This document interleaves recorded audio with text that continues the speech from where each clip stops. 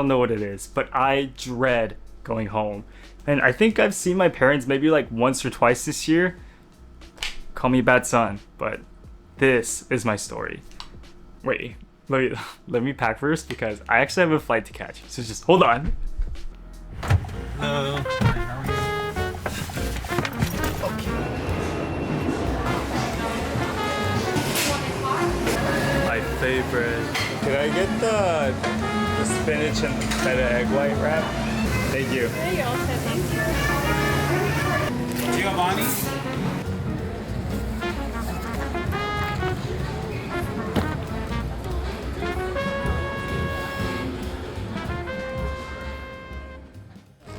Alright, so I'm at LaGuardia and I'm finally flying home to Missouri. And I'm not gonna lie, I dread going home. And it's because I just can't communicate with my parents. I can't talk to them. I moved here to the States when I was 6 with my parents from South Korea.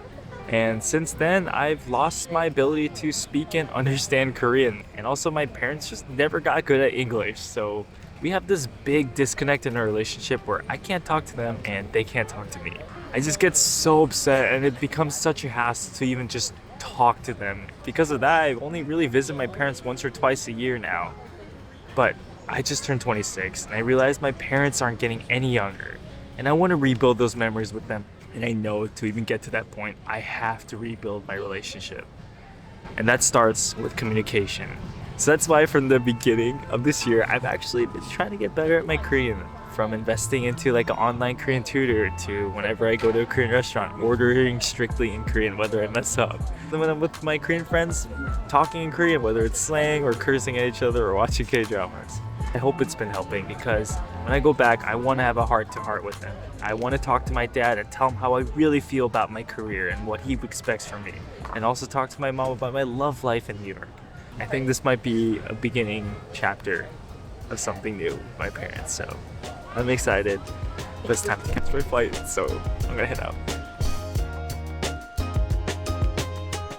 And honestly, I'll be sleeping on this plane so well because I'm a new grad nurse working the night shifts, and that's why I look a little bit more drained than usual. But on the bright side, on Sundays, I get to wear my favorite moonlight mauve colored scrubs, which are not only super clean and aesthetic, but they're also extremely functional. With the breathability of the fabric, it allows me to really move around quick working on the unit floor. And then my next favorite color is the seal blue colored scrubs. These are so light and bright that it's perfectly matched with this lightweight feeling, and it almost feels like I could fly around with it on. And lastly is the hunter green and black scrubs. These are so sharp and they have just the right amount of edge. With its anti-odor, anti-wrinkle effects, they are the perfect scrub. So if you're like me and looking to add dynamic scrubs to your arsenal, then Fabletics will change the way you see scrubs forever. Oh my god, I'm home, but my eyes look so red right now. My mom's gonna see like what the hell's going on.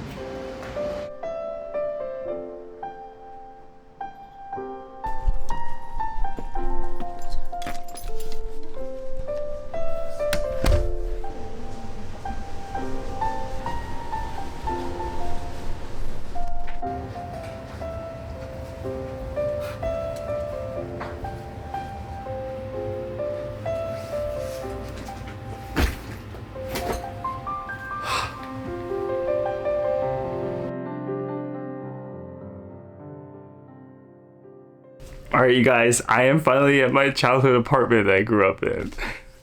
It's a little nostalgic actually, seeing the exact same carpet, seeing the exact same bed and pillow and sheets and my pictures on the wall and my teddy bears.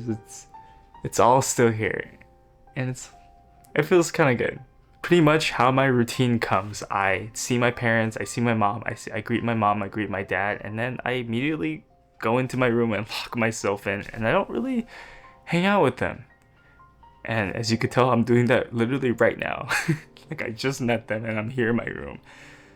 But like I said, I'm here to change that. I want to have an intentional relationship with them. So it all starts with me making a step. So that means I'm going to hang out with my parents. I'm going to hang out with my mom and I'm going to hang out with my dad.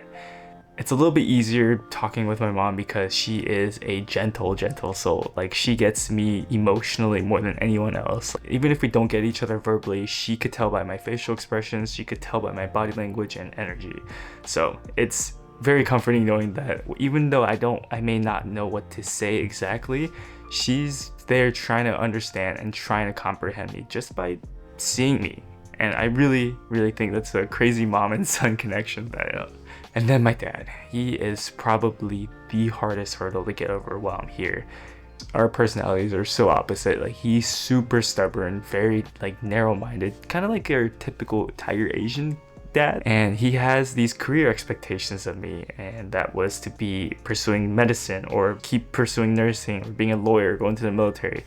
And what I really want to do is in the creatives, like, I want to go into entrepreneurship. I want to keep making content like this. I don't see myself working as a nurse for the rest of my life. As much as it is fulfilling, I'm gonna tell him that because I gotta have my voice out there, and I'm tired of him telling me constantly what to do with my life and how to plan for my future, and I'm just sitting there frozen without anything to say. I'm gonna say it. I don't care how messy it is. I don't care how much it does make sense to him. And from there, depending on the way he reacts, we could either move forward together or we will still have our disagreements. But if he disagrees, then it is what it is. But I am going to pursue what I pursue, and I'm gonna keep building that relationship with him, whether we keep butting heads or not. So we'll go from there.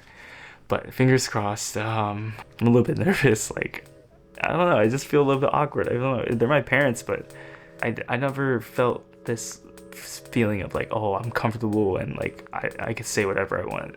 So I feel like there's gonna be a lot of awkward silences, and I feel like I'm gonna stutter, and I feel like it's gonna be hard for me to make eye contact, especially with my dad. But I have to get over it. I'm here for a reason, and I'm gonna be intentional. So let's go start the day. What I love about the relationship with my mom is that even with the language barrier, whether I'm completely butchering Korean or using Google Translate, she still tries to understand me. And you could even see it in the clip here. She doesn't stop asking questions and wants to keep the conversation going. And so it's awesome that it never feels one-sided, and we both do our best to meet somewhere in the middle. And now the most challenging part. I'm gonna finally tell my dad what I want for my future regarding my career, and I'm not gonna hold back on that. Came to get bingsu shaved ice, my dad and I's favorite. 몰라. 그냥 한글로 쓸걸. 공부를 하려면 그 환자만 보는 거야? 뉴스 프랙티션 하기 싫어. 하기 싫어? 이제 끝까지 하냐. 그럼 뭘 하고 싶어? 너 뭐 그 Business. 이 녀석 큰일 났다 안 돼 이 녀석아. Why? 그 비즈니스하면 또 마찬가지야. 내가 interest 있으면 business. 일단 네가 몰라, 아빠한테 말 못해. 아빠도 이해도 안 가는데. He's not gonna understand. 새롭게 가지고 새롭게 나도 뭐라는 것도 모르는데 말도 안 통하니까. 너를 안전하게 돈 벌게 그런 거 없어 하냐. 오히려 너를 그냥 이용하려고 하는 세상은 온 거 아니야. 말이 성이 나오고 잠원 성윤씨 아니고 아빠가 뭐 성윤씨 입으라고 하는